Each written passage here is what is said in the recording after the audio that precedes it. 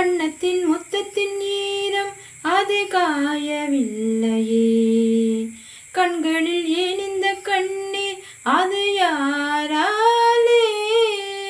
கண்ணியின் கழுத்தை பார்த்தால் மனமாகவில்லையே. காதலன் மடியில் பூத்தால் ஒரு பூ போலே. மன்னவனே உன் விழியால் வெண்விழியை மூடு. ஆதரவாய் சாய்த்து விட்டால் ஆரிரரோ பாடு. ஆரிரரோ இவர் யார் எவரோ பதில் சொல்வார் யாரோ. என்ன சத்தம் இந்த நேரம் கோயிலின் ஒளியா?